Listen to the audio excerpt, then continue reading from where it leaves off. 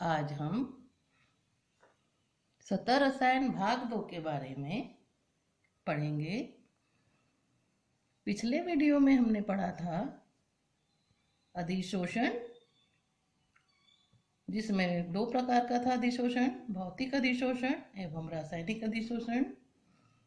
आज जो पढ़ाए जाने वाले मुख्य बिंदु है, नंबर 1 अधिशोषण समतापी वक्र, अधिशोषण के अनुप्रयोग, उत्प्रेरण, समांगी व विषमांगी उत्प्रेरण, विषमांगी उत्प्रेरण का अधिशोषण का सिद्धांत और एंजाइम उत्प्रेरण।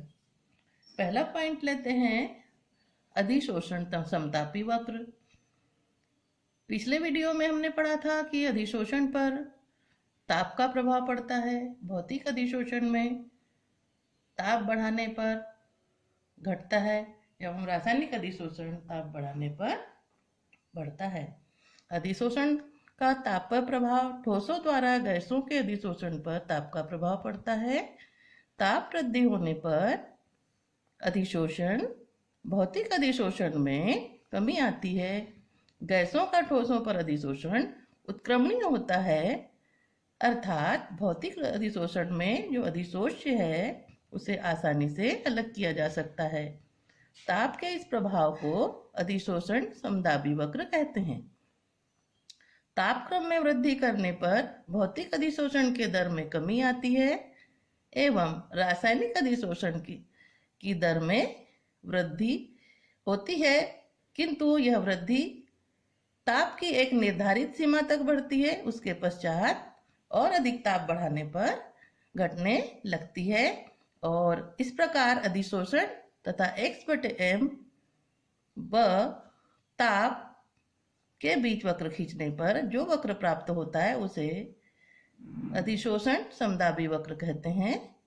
ये वक्र खींचा गया है, ये x एक्सिस पे और y एक्सिस पे x एक्सिस पे P दाब लिया गया है और x/m जो है वह इसके बीच में ग्राफ खींचने पर ये बता रहा है कि जैसे जैसे दाब बढ़ रहा है अधिशोषण का मान भौतिक अधिशोषण में धीरे धीरे कम हो रहा है, जबकि रासायनिक अधिशोषण में एक निश्चित ताप पर अधिशोषण का मान धीरे धीरे बढ़ता है एवं एक निश्चित ताप पर बढ़ाने के बाद में अधिशोषण का मान घटने लगता है। दाब का प्रभाव, स्थिर ताप पर गैस के दाब में वृद्धि से भौतिक अधिशोषण की मात्रा एक संतृप्त बिंदु तक बढ़ती है। नीचे दिए गए ग्राफ में अधिशोषित गैस की मात्रा एवं P के बीच में ग्राफ खींचा गया है, जो यह बता रहा है कि जैसे जैसे ताप बढ़ता जाता है वैसे वैसे उसके अधिशोषण की मात्रा में कमी आ जा रही है। 19 सेंटीग्रेड पर देख लीजिए, 78 पर फिर मान कम हो गया, फिर 29 पर इसका मान फिर कम हो गया और 0 सेंटीग्रेड या 273 अंश केल्विन पर अधिशोषण का मान कम होता जा रहा है।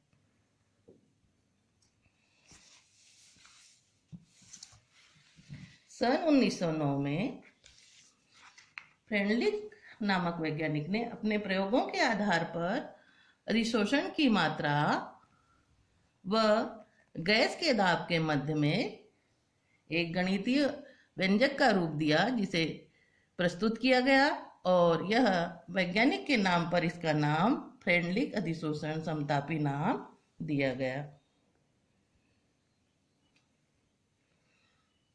प्रयोगों के आधार पर फ्रेंडलिक ने निम्न समीकरण दिया।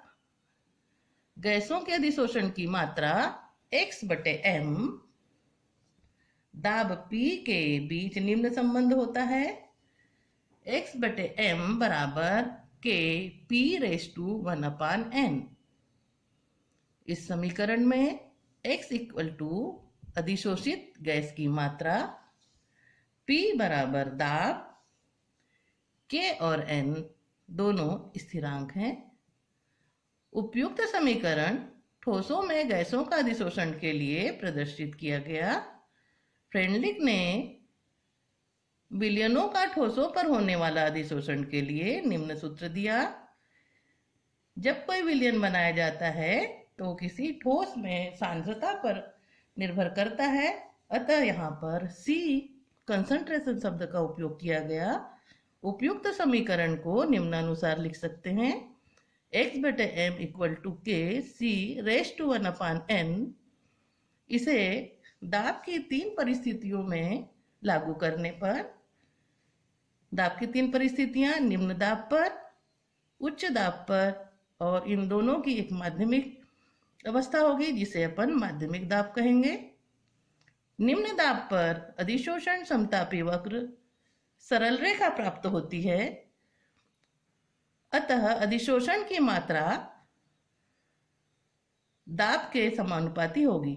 मतलब अधिशोषण दाब यदि बढ़ाया जाता है तो अधिशोषण की मात्रा उसी अनुपात में आगे समानुपात में बढ़ती जाएगी, अर्थात इसे x/m समानुपाती P1 लिख सकते हैं, जहां पर 1/n का मान 1 के बराबर है। इसलिए उपयुक्त समीकरण में x/m समानुपाती 1/n के स्थान पे 1 लिखा गया है। उच्च दाब पर, अति उच्च दाब पर गैस के अधिशोषण की मात्रा उच्चतम मान को प्राप्त कर स्थिर हो जाती है, अतः उच्चतम दाब पर यह निर्भर नहीं करती है, अतः अति उच्च दाब पर 1/n का मान 0 हो जाता है। उपयुक्त समीकरण में 1 के स्थान पे इसलिए अपन 0 लिखेंगे, क्योंकि उच्च तापमान पर जो n का मान वह है क्या हो जाता है, स्थिर हो जाता है और वह 0 हो जाता है। अतः उपयुक्त समीकरण x/m समानुपाती P0 1/n के स्थान पे और x/m equal to k, P0 का मान 0 है, इसीलिए इसे आसानी से हटाया जा सकता है और x/m इक्वल टू k लिखा जाएगा। निम्न दाब और उच्च दाब के माध्यमिक बीच में माध्यमिक दाब पर यदि इस समीकरण को देखा जाए तो माध्यमिक दाब पर अधिशोषण की मात्रा x/m दाब P की घात 1/n के मान 1 और 0 के बीच में निर्भर करती है, अतः x/m समानुपाती 1/1/n या x/m equal to k P⁻1/n लिखा जाएगा। दोनों पक्षों का लघुगुणक लेने पर लघुगुणक जब लिया जाता है तो ऐसी स्थिति में log x/m, और जहां पर यदि 2 अंकों का या 2 राशियों का गुणनफल होता है तो वहां पे प्लस लगा दिया जाता है और घात नीचे आ जाती है। अतः इस समीकरण को इस प्रकार लिख सकते हैं, log x/m बराबर log k plus 1/n log p।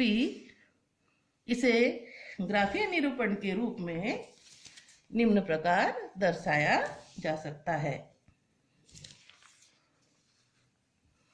फ्रुंडलिक समतापी में लाग के रूप में प्रदर्शित करने के बाद x/m व लाग p के मध्य ग्राफ खींचने पर इस प्रकार यदि खींचा जाए, x एक्सिस पर log x/m और y एक्सिस पर log p लिया गया तो हमें एक सरल रेखा प्राप्त होती है, जिसे ढाल के रूप में ढाल इक्वल टू 1/n होगा और एक अंतःखंड के रूप में हमें log k प्राप्त होता है। इस नियम को विलयनों के रूप में लागू करने पर यदि 2 या 2 से अधिक पदार्थों को के मिश्रण को किसी विलयन में मिलाया जाता है तो ये पदार्थ विभिन्न मात्राओं में अधिशोषित हो जाते हैं। तब इन पर फ्रुंडलिक समतापी प्रयुक्त होता है। साम्य दाब के स्थान पर गैसों में साम्य दाब का उपयोग किया जाता है और विलयन में साम्य अवस्था होती है, अतः साम्य दाब के स्थान पर विलयन में साम्यावस्था में अधिशोष्य का सांद्रण लागू होगा और सांद्रण इसके स्थान पे C का उपयोग करेंगे। तो प्रुंडलिक समीकरण विलयनों के लिए इस प्रकार होगा, x/m समानुपाती C 1/n, या समानुपात का चिन्ह हटाने के लिए x/m = k C⁴1/n। दोनों तरफ लघु गुणक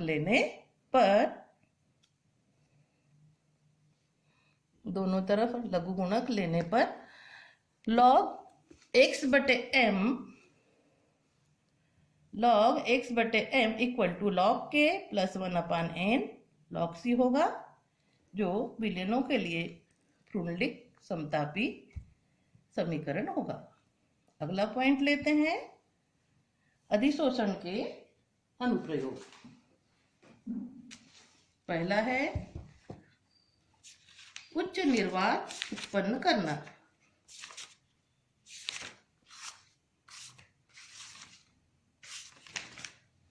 उच्च निर्वात उत्पन्न करने में अधिशोषण का अनुप्रयोग होता है। अत्यधिक उच्च निर्वात उत्पन्न करने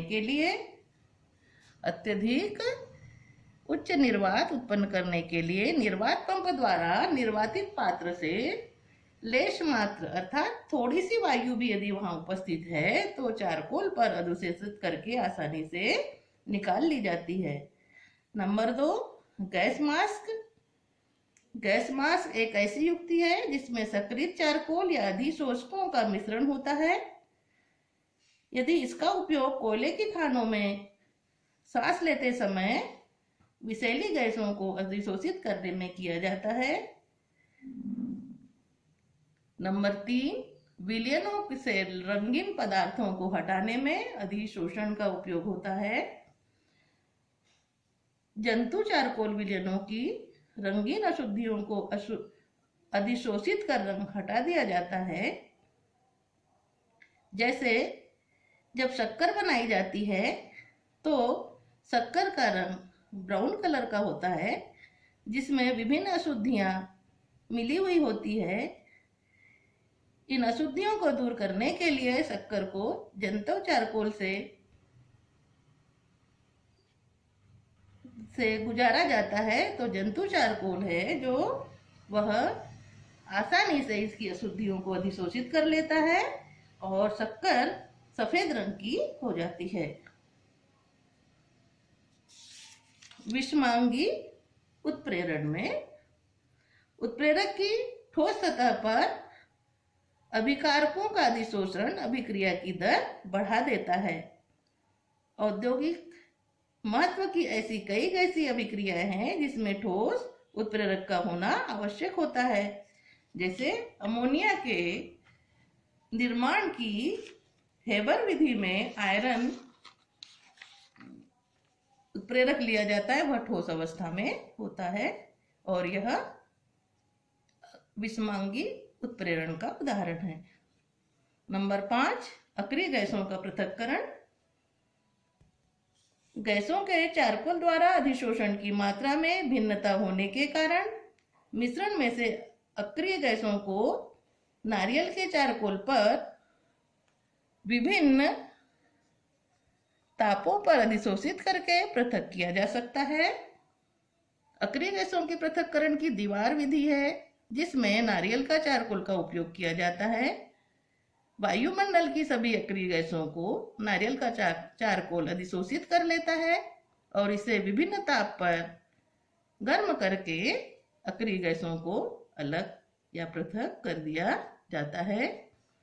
झाग प्लवन विधि में ये अयस्कों के सांद्रण की विधि है। झाग प्लवन विधि जो सल्फाइड अयस्क का सांद्रण झाग प्लवन विधि से किया जाता है और इसमें चीड़ के तेल एवं एक झाग कारक का उपयोग करके, झाग कारक अर्थात जो झाग उत्पन्न करता है का उपयोग करके इसमें यदि सल्फाइड डाला जाए, चीड़ का तेल और झाग का कारक डालकर इसे झाग उत्पन्न किया जाता है और अयस्क को सिलिका जेल एवं अन्य मृदा पदार्थों को आसानी से पृथक कर अयस्क को सांद्रित किया जाता है। अगला पॉइंट है उत्प्रेरण। उत्प्रेरण शब्द का उपयोग, उत्प्रेरक शब्द का उपयोग सबसे पहले बर्जीलियस ने सन 1835 में प्रयोग किया था इस शब्द का। उत्प्रेरण की परिभाषा, उत्प्रेरण को समझने के लिए पहले उत्प्रेरक की परिभाषा लिखना पड़ेगा, क्योंकि उत्प्रेरण एक प्रकार की घटना है या परिघटना है। तो उत्प्रेरक की परिभाषा, वे पदार्थ जो रासायनिक अभिक्रिया की दर में परिवर्तन लाते हैं एवं अभिक्रिया के पश्चात मात्रात्मक एवं रासायनिक रूप से अपरिवर्तित रहते हैं, इस परिघटना को उत्प्रेरण कहते हैं। और यह क्रिया और वो पदार्थ उत्प्रेरक कहलाता है। उत्प्रेरण को मुख्यतः दो समूहों में विभाजित किया गया है। पहला समांगी उत्प्रेरण और दूसरा है विषमांगी उत्प्रेरण। तो सबसे पहले लेते हैं समांगी उत्प्रेरण। समांगी उत्प्रेरण वे रासायनिक पदार्थ, वे रासायनिक अभिक्रियाएं जिसमें क्रियाकारक, क्रियाफल व उत्प्रेरक एक ही प्रावस्था में हो, समांगी उत्प्रेरक कहलाते हैं। एक ही प्रावस्था का अर्थ यह है कि क्रियाकारक, क्रियाफल और उत्प्रेरक तीनों या गैसीय अवस्था में हो, या तीनों ठोस अवस्था में हो, या तीनों गैस द्रव अवस्था में हो। तो क्रियाकारक, क्रियाफल और उत्प्रेरक तीनों की प्रावस्थाएं समान होना चाहिए। इसका उदाहरण है H2SO4 के निर्माण की शीश कक्ष विधि में SO2 से SO3 का निर्माण होता है, जिसका समीकरण इस प्रकार है 2SO2 gas plus O2 gas equal to NO2 उत्प्रेरक की उपस्थिति में SO3 गैस बनती है। यहाँ पर SO2 और O2 क्रियाकारक है जो गैसीय प्रावस्था में है, NO2 उत्प्रेरक है, उत्प्रेरक भी गैसीय प्रावस्था में है। नंबर SO3 यह भी गैसीय प्रावस्था में है जो क्रियाफल है। अतः क्रियाकारक, उत्प्रेरक और क्रियाफल तीनों की प्रावस्थाएं एक समान है। अतः यह समांगी उत्प्रेरण का उदाहरण है। विषमांगी उत्प्रेरण, इसे दूसरे शब्दों में पृष्ठ उत्प्रेरण भी कहते हैं, वे रासायनिक अभिक्रियाएं जिसमें क्रियाकारक, उत्प्रेरक और क्रियाफल की भौतिक अवस्थाएं समान नहीं होती है तथा भिन्न भिन्न प्रावस्था में होते हैं, विषमांगी उत्प्रेरक कहलाता है। अर्थात क्रियाफल, उत्प्रेरक और अभिकारक ये तीनों की प्रावस्थाएं अलग अलग होगी, तो इसे हम विषमांगी उत्प्रेरण कहेंगे। जैसे अमोनिया के निर्माण की हेबर विधि में नाइट्रोजन और हाइड्रोजन गैस Fe सॉलिड की उपस्थिति में और मॉलिब्डेनम उत्प्रेरक वर्धक की उपस्थिति में अमोनिया का निर्माण करते हैं। इसमें N2 और H2 क्रियाकारक गैसीय अवस्था में, उत्प्रेरक Fe सॉलिड अवस्था में और बनने वाला जो क्रियाफल NH3 यह गैसीय अवस्था में है। इस समीकरण में क्रियाकारक गैसीय अवस्था में, Fe ठोस अवस्था में, उत्प्रेरक है और अमोनिया गैस है। इन तीनों की प्रावस्थाएं अलग अलग होने के कारण यह विषमांगी उत्प्रेरण का उदाहरण है। वनस्पति तेल का हाइड्रोजनीकरण निकिल ठोस की उपस्थिति में करने पर वनस्पति घी बनता है जो सॉलिड रूप में होता है, और इसमें जो लिए गए क्रियाकारक तेल द्रव रूप में है, हाइड्रोजन गैस रूप में है, लिया गया उत्प्रेरक ठोस रूप में है तथा वनस्पति घी ठोस रूप में है। इसमें क्रियाकारक, क्रियाफल और उत्प्रेरक तीनों की प्रावस्थाएं अलग अलग होने के कारण इसे विषमांगी उत्प्रेरण कहेंगे। और इस उत्प्रेरण की घटना कोई भी ठोस पदार्थ है उसकी पृष्ठ सतह पर होती है। उत्प्रेरक इसकी पृष्ठ सतह पर क्रिया सक्रिय होता है, अतः इसे हम पृष्ठ उत्प्रेरण भी कहते हैं। अगला है उत्प्रेरकों का वर्गीकरण। उत्प्रेरक 4 प्रकार के होते हैं। पहला धनात्मक उत्प्रेरक, दूसरा ऋणात्मक उत्प्रेरक, तीसरा है स्व उत्प्रेरक और नंबर 4 है प्रेरित उत्प्रेरक। नंबर 1 धनात्मक उत्प्रेरक। वे उत्प्रेरक जो अभिक्रिया की दर को बढ़ा देते हैं वे धनात्मक उत्प्रेरक कहलाते हैं। पोटेशियम क्लोराइड को गर्म करने पर ऑक्सीजन गैस धीमी गति से प्राप्त होती है। जब पोटेशियम क्लोराइड में थोड़ी सी मात्रा में MnO2 मिला दिया जाता है तो O2 गैस प्राप्त होने की दर बढ़ जाती है।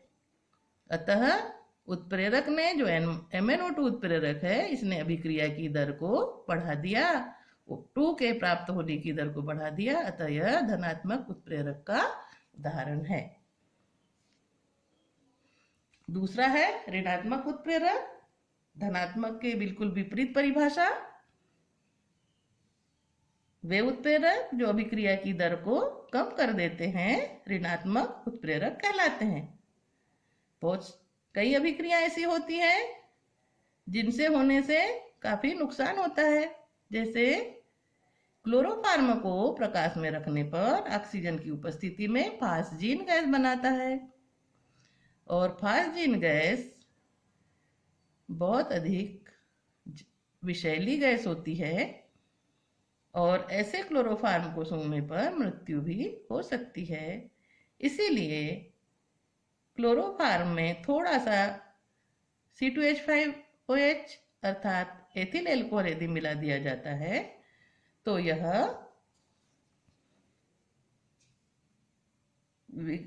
जो फास्जीन के बनने की प्रक्रिया को कम कर देता है। नंबर 3 है स्व उत्प्रेरक। स्व का मतलब अपने आप उत्प्रेरक का कार्य करे। बहुत सारी ऐसी अभिक्रियाएं होती है जहां पर अभिक्रिया में उत्पन्न पदार्थ उत्प्रेरक का कार्य करता है तो उसे स्व उत्प्रेरक कहते हैं। जैसे कक्षा 11वीं में एवं कक्षा 12वीं में उत्प्रेरक अनुमापन किया जाता है। एक अनुमापन होता है, दूसरा जो पोटेशियम फेरस अमोनियम सल्फेट का पोटेशियम परमैंगनेट की उपस्थिति में अनुमापन, और एक होता है पोटेशियम परमैंगनेट का ऑक्जेलिक अम्ल के साथ में अनुमापन। इस ऑक्जेलिक अम्ल तथा पोटेशियम परमैंगनेट के अनुमापन में पहले KMnO4 का रंग पोटेशियम परमैंगनेट KMnO4 का रंग धीरे धीरे गायब होता है, परंतु बाद में KMnO4 का रंग शीघ्रता से गायब होने लगता है।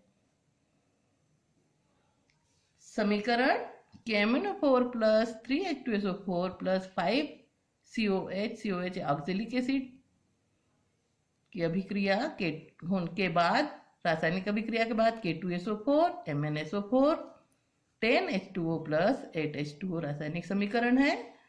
इस रासायनिक अभिक्रिया में उत्पन्न मैग्नीज सल्फेट MnSO4 ये उत्पन्न पदार्थ रासायनिक क्रिया में उत्पन्न पदार्थ उत्प्रेरक का कार्य करता है, और चूंकि यह रासायनिक अभिक्रिया में उत्पन्न पदार्थ है और स्वयं यह उत्प्रेरक का कार्य करता है, इसलिए यह स्व उत्प्रेरण का उदाहरण होगा।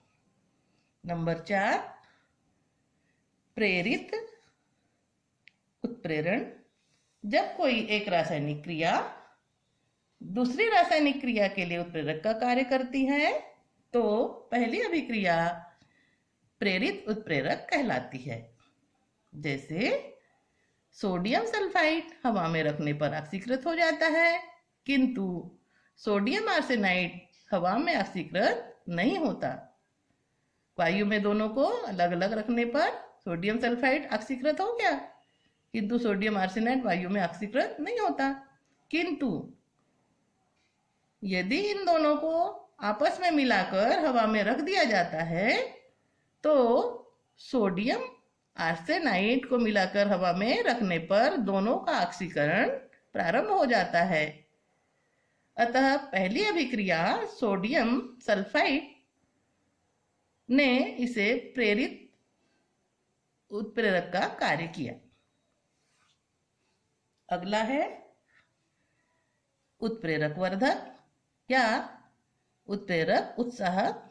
वर्धक शब्द से समझ में आता है उत्प्रेरक की शक्ति बढ़ाने वाला या उत्प्रेरक का उत्साह बढ़ाने वाला, जो अभिक्रिया की दर बढ़ा दे और अधिक।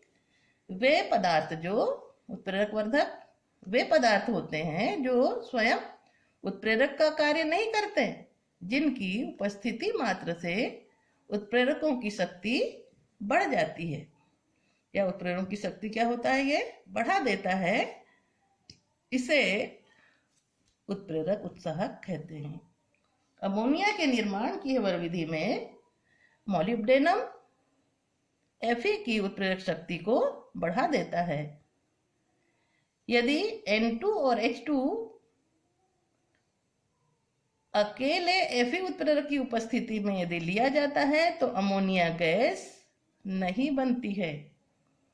यदि इसमें थोड़ी सी मात्रा में मोलिब्डेनम मिला दिया जाता है तो यह अभिक्रिया तेजी से N2 और H2 मिलकर तेजी से NH3 गैस देने लगते हैं या अमोनिया गैस उत्पन्न होने लगती है। अर्थात मोलिब्डेनम जो है उत्प्रेरक के लिए उत्प्रेरक वर्धक का कार्य करता है, जिसके कारण उत्प्रेरक Fe की क्रियाशीलता बढ़ जाती है।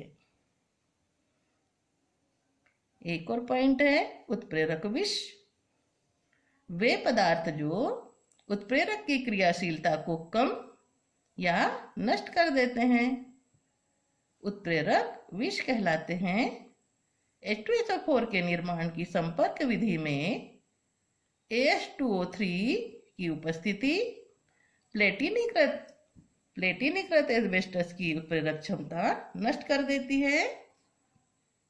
SO2 और O2 आपस में क्रिया करके प्लेटिनीकृत एस्बेस्टस की उपस्थिति में उत्प्रेरक का कार्य कर रहा है और SO3 जब गैस बनती है तो इसमें उपस्थित जो आर्सेनिक है वह ऑक्सीजन के साथ क्रिया करके आर्सेनियस ऑक्साइड बनाता है और यह SO3 बनने की क्रिया को धीरे धीरे कम कर देता है। अतः H2O3 उत्प्रेरक विष का कार्य करता है। इसके पश्चात आप लोग निम्न प्रश्नों को हल करें। निम्न प्रश्नों को हल करें। पहला है फ्रेंडलिक अधिशोषण समतापी क्या है, इसका गणितीय रूप लिखिए। नंबर 2 है उत्प्रेरण किसे कहते हैं, ये कितने प्रकार का होता है, केवल नाम लिखिए। उत्प्रेरण के प्रकारों की परिभाषा एवं प्रकारों को परिभाषा एवं उदाहरण सहित समझाइए। नंबर 4 अधिशोषण के अनुप्रयोग लिखिए। नंबर 5 उत्प्रेरक कितने प्रकार के होते हैं, प्रत्येक उत्प्रेरक की परिभाषा व उदाहरण लिखिए। छठवां है उत्प्रेरक विष व उत्प्रेरक वर्धक को उदाहरण सहित समझाइए।